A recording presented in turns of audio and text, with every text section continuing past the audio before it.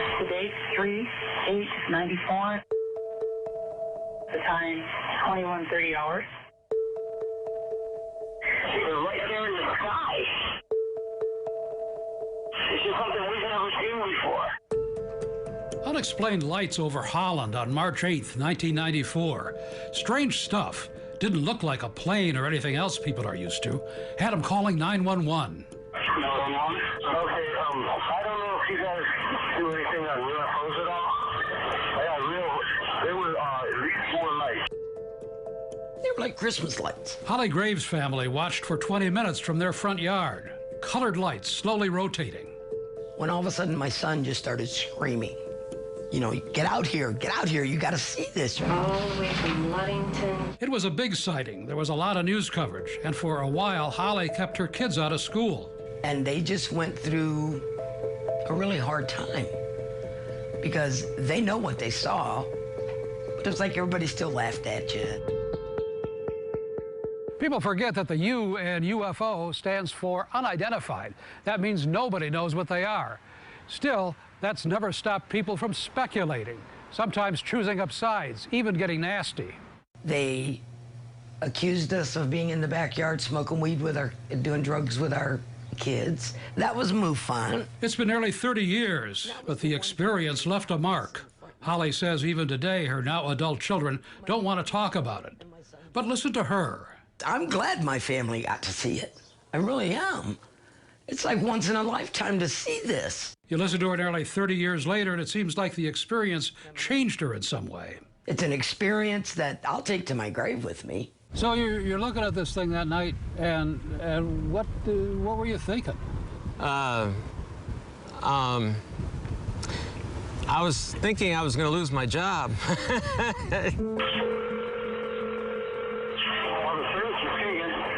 Jack Bushong's job was meteorologist for the National Weather Service at a station in Muskegon. Ottawa County Central Dispatch was getting a lot of UFO reports and reached out to him for radar clarity. He found out later their conversation was recorded. We're getting a whole bunch of calls with some strange lights. Then I was really scared, and I lost sleep. He fretted about what people would think about what he was seeing. People think you're a kook, you know? You're lying, you're not credible. I'm supposed to be a scientist and skeptical. I'm looking at it in the vertical now. On the recording, you can hear Bushong calmly controlling the radar by hand, trying to zero in. When he finally gets the picture. Well, oh my God, what is this? They were going together and coming apart. Radar was telling him the objects were forming a wide triangle and moving fast. No recording, so he made these paper tracings of what he was seeing on his screen. They were moving about 20 miles in each jump. They were hovering and then jumping, hovering and then jumping. These are huge returns. I've never seen anything like this. Not even when I'm doing storms. These are storms. They're just popping up all over the place. He says the radar told him he was looking at something solid. It was a flying tin can, you know? I don't know how else to explain it. He says some people dismissed what he saw, but despite his worry, the sighting didn't seem to affect his career.